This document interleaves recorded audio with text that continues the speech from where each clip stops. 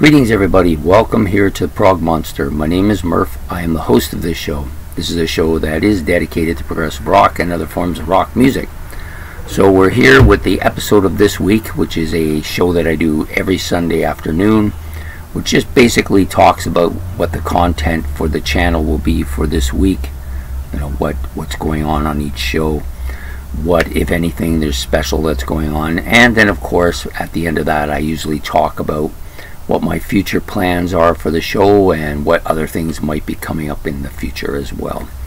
So normally I start out by talking about Ben's album challenge, which is up for this week. It alternates with the Great Album Challenge, which we did last week and was received well. But we're going to be doing Ben's this week, and Ben has picked an album from a band that is probably fairly well liked by most people, and that's Deep Purple. The album he's chosen is Slaves and Masters. I actually don't own this album, and I'm not even sure I've ever listened to it before, so it'll be atypical of Ben's album challenge. It'll be an album I don't know, and I will get to listen to it. And basically what I do on this is I listen to the album, kind of talk about it, maybe give a bit of a review. That's what Ben requested, and then pick a favorite song off the album. And I'm sure that there'll be plenty of favorites on this album, but we'll get to it with Ben's album challenge, and that will come out later tonight. I've actually kind of listened to it a bit, but not too much today, so I will be listening to it now after this show. Okay, the next show that usually comes up during the week is called Monday Night Look Back at a Classic Rock Album. You'll have to excuse me for a second. It's getting a little bit dry there in the throat. So the album I've chosen to do this week is it's kind of a funny album because I think it's one of the most critical albums released in my history, and I know you're all going to be surprised when you see this as to why it's so critical and why it's one of the most important albums that I've ever had to deal with. So anyways, without this album, Kiss Dynasty, sorry, trying to get a better view of it. Anyway, it's such a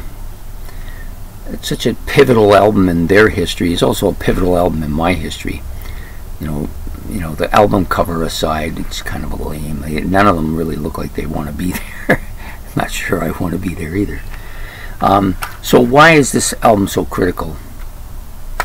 Well, if you come and join me on Look Back at a Classic Rock Album, I'll get into great depth with it, but just suffice to say, up until this album was released, I was a die-hard listen to only Kiss. It was only starting to melt a little bit because of the direction in which the previous albums had taken it, but this one here kind of cinched it. So anyways, we'll talk about that on Monday night's Look Back at a Classic Rock Album, which to this week will be Kiss's Dynasty. Sorry Peter, I didn't mean to get my hands on your face. Okay, so the next show that usually comes up is my Wednesday night favorites. We're going to do something that's probably going to be controversial as hell, but I just feel that you can't not do something like this. You got to kind of talk about this because it involves the greatest and some of the greatest, most iconic rock bands in history. So what I'm going to do is I'm going to rank the greatest iconic rock bands in history. I just said it right. And it's just, but you have to remember it's subjective as well. It's my interpretations based on what I see in the world, based on the radio, based on my growing up with these bands, on which ones I think were the biggest in the history of rock. And because there's so many of them, there's so many of these iconic bands, I'm going to have to do 2 episodes. It's an almost must. It might even end up being a 3rd episode, but for the time being, I'm only planning on 2. So it'll be my 25 greatest iconic rock bands in history, part 1, and then again, and the 2nd episode will come out the following week in part 2. I figure you gotta kind of do that because there's people that love this kind of stuff, and to be honest, I'm curious to see what I'm going to come up with. So I put there'll be bands. Some of the bands will be involved in this. We all know this, the regional suspects, or the well-known suspects. All these bands are going to be involved. So this isn't about albums this time, although albums have a contribution to this. This is going to be about the overall view of the band. Its albums, its touring, its history, its iconic stuff that's happened to them, how people view them, you know, their stratospheric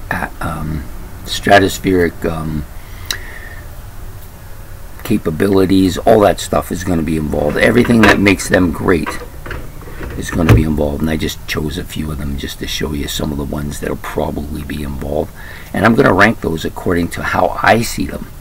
How I see them as far as their iconic status. So we'll have the least iconic to the most iconic. And I expect to take some hits from this. And I don't mind. If people, we can have discussions about who's better and who's not better. That's fine with me. I don't have any issues with that at all. I do take some exception to when people start hurling insults like you're a moron or you're an idiot or you're stupid or any of that. If I get any of that, I'm just going to block you. I'm sorry. I'm not even going to respond to it. I did have a guy call me insane, but I didn't take it as a personal insult. I think he was just venting off, you know. And he's fine. He's not a problem. But you know, when people start like hurling those kind of insults, I'm just going to block you. So if you want to talk about the albums and why you think that group should be higher up in the list, hey, I'll listen to you. You just got to remember too that these bands, many of them, are so iconic that the difference between who's more and who's less is so minute. It's almost impossible to come up with any kind of a way of figuring out who's the best and who's not the best. These are just my opinions. I'm sure you guys will give your opinions too. I'm actually curious to see, because there's a couple of these bands that to me are top echelon bands, but I don't think they're viewed that way as much as they once were, and I'm curious to see how people see that. Anyways, that's what we'll be doing on Wednesday night. Look back at a classic rock album. My 25 greatest, most iconic rock bands in history. I don't know if it'll be titled that way, but it'll be something like that. Okay, so the Thursday night is the next episode, which is this week will be Forward Champion. We are still waiting for the outcome of this battle here between Supertramp's Crime of the Century and the Rolling Stones' Some Girls. Now, I've heard different comments about how the Stones can't possibly win this, but hey, they're pretty much neck and neck at the moment. So if you're still interested in voting, please get on there. Just put down who you want. I like both these albums a lot. I really do. So for very different reasons. They're like almost polar opposites. I'm sure people realize that. You know, and one guy did point out that this is a prog monster show, so progressive rock is the main reason I'm here. But and though the Stones don't fall into that, they're still an iconic band. Okay, so the next show that will come out this week is a Friday night, which is now just going to be the Monster Hits. I have decided to do the live show, the live album show, or the live experience show. I'm not going to do it on a specific time period. I'm going to do it much like my wandering shows that I have, like my What's the Difference and What's New. I like to throw those in when I have time. Sometimes they take a little bit longer to do, so I can stretch it out. I don't have a deadline to make, so that's part of the reason why I did it. And at the moment, I don't really have any live albums that I'm interested in going on about or talk about, live shows that I've seen, or even stuff that I've seen online. Although there was one thing I seen online that I am thinking that got to say something about this, so I may get to that. So anyways, that'll be a random thing that'll come out now periodically, same as some of the other random shows, like the Psychedelic Snack is going that route as well. Rock Legends, of course, has always been that way. You also have this new one that Ben suggested to me called Compilations. Compilations, yeah. Which I did do an episode of that last night. It's the first one that had come out. I'm curious to see how people receive it, if they like it or they just think it's damn silly or whatever, right? Anyways, we're just giving these things a try, and that's what it's all about, you know. Anything that kind of broadens the horizon and makes me listen to stuff that perhaps I probably wouldn't get to unless I'm put in a position to do. It's all good stuff.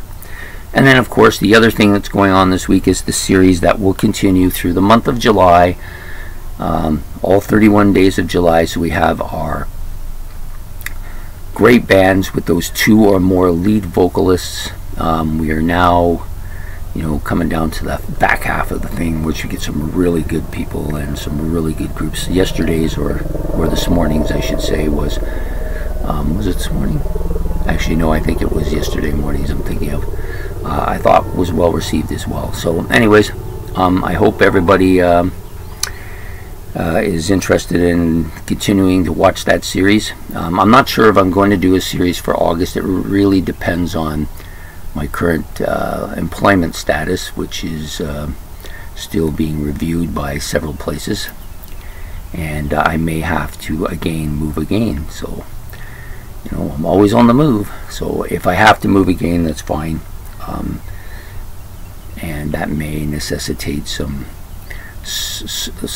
more of my time, so I may not be able to do a series. I haven't decided yet. Well, I'll know within a week or so anyways.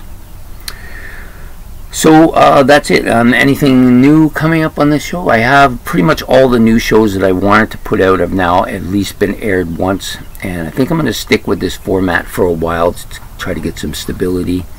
I like the new setup the way it is. I'm going to continue with it that way. I like having Audrey in the corner there keeping an eye on me. Yeah, she's been on my wall for 45 years, people, so I don't think she's going anywhere anytime soon. Anyways, I hope you enjoyed this episode of this week, and look forward to seeing you on some of these shows during the week, and you have yourself a good day. Please like and subscribe. It's much appreciated, and we will see you soon, or we'll see you next Sunday for sure. Take care.